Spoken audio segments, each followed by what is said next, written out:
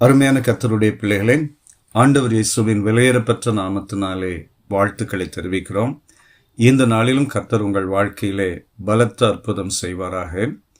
யோசுவா 6ஆம் அதிகாரம் 1வது வசனத்திலே, எரிகோ இஸ்ரவேல் புத்திரருக்கு முன்பாக அடைக்கப்பட்டிருந்தது, ஒருவரும் வெளியே போகவும் இல்லை, ஒருவரும் உள்ளே வரவும் இல்லை. இஸ்ரவேல் ஜனங்களை கண்டு எரிகோ மக்கள் தங்கள் கோட்டைகளை முழுவதும் அடைத்து விட்டார்கள். எந்த இடத்திலும் திறப்புகள் இல்லாதபடிக்கு அவர்கள் முழுவதும் தங்களை அடைத்து கொண்டார்கள். ஒருவரும் வெளியே வரவும் இல்லை, வெளியிலிருந்து யாரும் உள்ளேயும் போகவும் முடியவில்லை. சில நேரம் சத்துரு தன்னை அடைத்து கொள்வான்.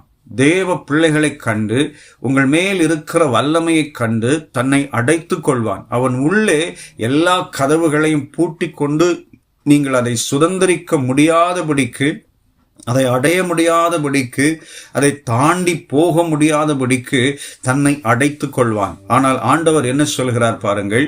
யோசுவா 6ஆம் அதிகாரம் 2வது வசனத்திலே கர்த்தர் யோசுவாவை நோக்கி, இதோ எரிகோவையும் அதன் ராஜாவையும் யுத்த வீரரையும் உன் கையில் ஒப்பு கொடுத்தேன் என்று ஆண்டவர் சொல்கிறார்.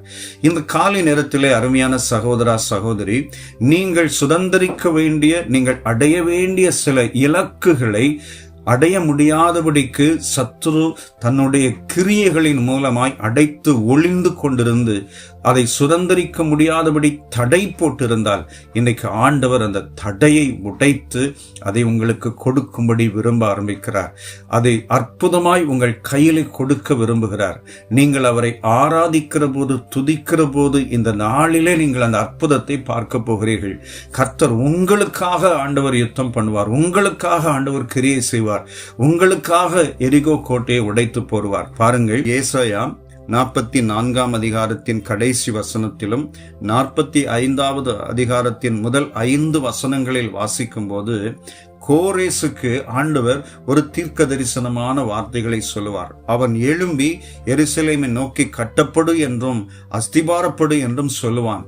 இந்த கோரேசை குறித்து நாம் வேதத்தை வாசிக்கும் போது ஏசாயா தீர்க்கதரிசியின் காலத்தில் இருந்து ஏறக்குறைய 150 முதல் 170 வருஷங்கள் கழித்து அவன் பறக்க போகிறான். அந்த நாட்களில் அவன் செயல்பட போகிறான். ஆனால் அவனுக்கு ஆண்டவர் சொல்கிறார், வெண்கல கதவுகளை உடைத்து, இரும்பு தாழ்பால்களை முறித்து, அந்தகாரத்தில் இருக்கிற பொக்கிஷங்களையும் ஒளிப்பிடத்தில் இருக்கிற புதையல்களையும் நான் அவனுக்கு கொடுப்பேன். அவனுக்கு முன்பாக கதவுகள் பூட்டப்படாதிருக்கும் என்று ஆண்டவர் சொல்கிறார். ஒரு புறஜாதி ராஜா, அந்த புறஜாதி ராஜாவை குறித்து ஒரு தீர்க்க தரிசனம் வருகிறது. அந்த தீர்க்க தரிசனத்திலே அவன் செய்ய போகிற காரியத்தையும், அவனுக்கு ஆண்டவர் கொடுக்கிற காரியத்தையும் சொல்லுகிறார். அவனுக்கே இப்படி சொல்லுவாரானால், அவரால் ரட்சிக்கப்பட்டு அபிஷேகிக்கப்பட்டு தெரிந்து கொள்ளப்பட்ட உங்களுக்கு ஆண்டவர் செய்யாமல் இருப்பாரா? நிச்சயமாய் உங்கள் வாழ்க்கையில் எவைகளெல்லாம் அடைக்கப்பட்டிருக்கிறதோ அந்த அடைப்புகளை இன்றைக்கு ஆண்டவர் தகர்த்து போட்டு, சத்துரு மறைந்து கொண்டிருக்கிற இடத்திலே அவனை தோற்கடித்து, அவனை ஜெயமெடுக்க வைத்து, இயேசு கிறிஸ்துவின் விலையேறப்பெற்ற நாமத்தினாலும் இரத்தத்தினாலும் நீங்கள் அவனை மேற்கொண்டு நீங்கள் அடைய வேண்டிய பகுதியை அடைய ஆண்டவர் உதவி செய்வார்.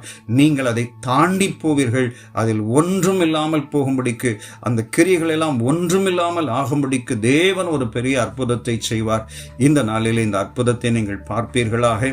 எவைகளெல்லாம் உங்களுக்கு அடைக்கப்பட்டிருக்கிறதோ இந்த காலை நேரத்தில் திறக்கப்படுவதாக தேவன் உங்களுக்கு அந்த அற்புதம் செய்வாராக. உங்களுக்காக நான் ஜெபிக்கிறேன். அன்பு நிறைந்த பிதாவே, இயேசுவின் விலையேறப்பெற்ற நாமத்தினாலே அன்பான பிள்ளைகளுக்காக அடியேன் ஜெபிக்கிறேன். உடைய பிள்ளைகள் மேல் தேவனுடைய கரம் வைக்கப்படட்டும். நீர் அவர்களை மனதார ஆசீர்வதியும். ஆண்டவரே, எந்த சத்துருக்களின் வல்லமைகள் ஆண்டவரே உடைய பிள்ளைகளுக்கு முன்பாக அடைக்கப்பட்டு ஆண்டவரே சுதந்திரிக்க முடியாதபடி தடைப்பட்டிருக்கிறதோ, இந்த காலை நேரத்தில் நம்முடைய வல்லமை அவைகளெல்லாம் தகர்த்து போடுவதாக உடைய பிள்ளைகள் தாண்டி செல்ல சுதந்திரிக்க உதவி செய்யும். இயேசு இரட்சகர் நாமத்தில் பிதாவே, ஆமென், ஆமென். God bless you. God bless you. Amen.